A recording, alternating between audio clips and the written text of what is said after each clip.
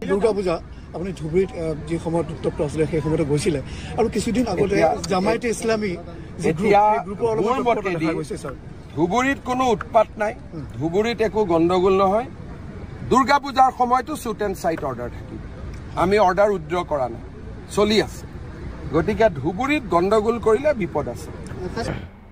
দেখুন, হেমন্ত বিশ্ব শর্মার একটা জিনিস আমার খুব ভালো লাগে, সেটা হচ্ছে উনি একদম দাবাং স্টাইলের নেতা, অর্থাৎ যেটা বলেন তিনি সেটা করেন। 26শে আগস্ট তিনি আসামের ধুবড়ী জেলার জনসভা করে যখন ফিরছিলেন তখন সাংবাদিকরা তখন তাকে প্রশ্ন করেন যে দুর্গাপূজায় ধুবড়ী জেলায় কি কোনো অশান্তির সূত্রপাত হচ্ছে, আপনি কি মনে করেন, আপনি কি বলতে চান? তখন হেমন্ত বিশ্ব শর্মা যে কথাটা বললেন সেটা আপনি শুনলেন একটু আগে।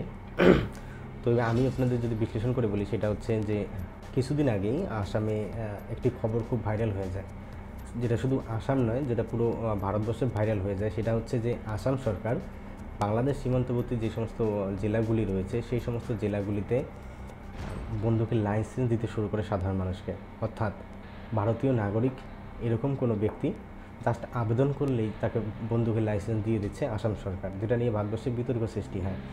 কিন্তু আসাম সরকার কী বলেছিলেন? আসাম সরকার বলেছিলেন যে এখানকার নাগরিকদের নিরাপত্তা এবং যে কোনো কঠিন পরিস্থিতির মধ্যে তাদেরকে আত্মরক্ষার জন্য আসাম সরকার তাদের হাতে লাইসেন্স দিচ্ছে। দেখুন, আসামের ধুবড়ী জেলা হচ্ছে এমন একটি জেলা যেখানে একদিকে রয়েছে বাংলাদেশ, আরেকদিকে রয়েছে পশ্চিমবঙ্গ, অর্থাৎ পশ্চিমবঙ্গের কুচবিহার এবং জলপাইগুড়ি জেলা, তার উত্তর দিকে রয়েছে ভুটান দেশ।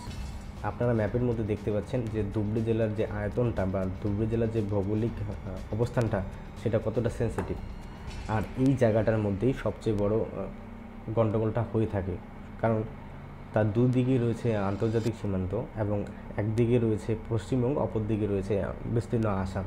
অর্থাৎ সেখানে সন্ত্রাসবাদীরা বা বিচ্ছিন্নতাবাদী গোষ্ঠী যেগুলো রয়েছে সেগুলি ঝামেলা পাকিয়ে হয় তারা পশ্চিমবঙ্গে ঢুকে যেতে পারে, কিংবা বাংলাদেশ কিংবা ভুটানে তারা ঢুকে যায়, এরকম একটা পরিস্থিতি। আপনারা অবাক হয়ে যাবেন যদি শোনেন যে পশ্চিমবঙ্গের যে ধুবড়ী জেলার যে জনবিন্যাস রয়েছে সেটা খুবই সেন্সিটিভ।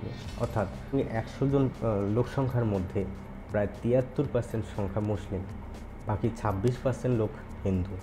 তো বুঝতেই পারছেন যে সেখানের ভৌগোলিক, সেখানে যে জনবিন্যাস সেটা আসলে কতটা সেন্সিটিভ একটা বিষয়।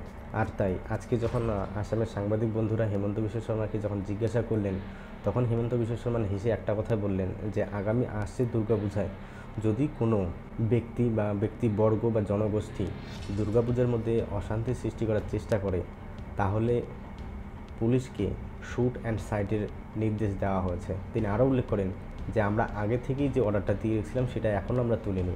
অর্থাৎ ধুবড়ী জেলা এমন একটি জেলা যেখানে আগেই আসাম সরকারের পক্ষ থেকে শ্যুট অ্যান্ড সাইটের নির্দেশ দেওয়া হয়েছিল। তো আজকে হেমন্ত বিশ্ব শর্মার এই ডায়লগ শোনার পর যে সমস্ত বিচ্ছিন্নতাবাদী গোষ্ঠীগুলি রয়েছে বা যারা অশান্তি পাকানোর চেষ্টা করছিল, যারা ভাবছিল যে এবার একটা অশান্তি পাকিয়ে হয় ঢুকে যাবে বাংলাদেশ নাহলে পশ্চিমবঙ্গ, তারা বুঝতে পারছেন যে না, এখানে অশান্তি পাকানো সম্ভব নয়, কারণ যদি অশান্তি পাকানোর চেষ্টা করা হয় তাহলে একদম এনকাউন্টার। দেখুন, যারা প্রকৃত ভারতীয়, যারা আসামের বাসিন্দা, তারা হেমন্ত বিশ্ব শর্মার এই নির্দেশে যথেষ্টই খুশি।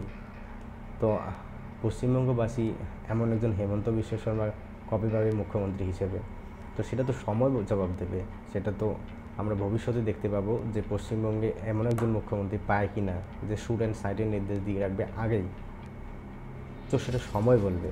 কিন্তু আপনারা কি মনে করেন, হেমন্ত বিশ্ব শর্মা যে নির্দেশটি দিয়েছে সেটি যথেষ্ট, নাকি তার এই সিদ্ধান্তের পিছনে কোনো রাজনৈতিক উদ্দেশ্য রয়েছে? কমেন্ট করে অবশ্যই জানাবেন। দেখা হচ্ছে আগামী ভিডিওতে, ততক্ষণ পর্যন্ত আপনাদেরকে জানাই জয় হিন্দ।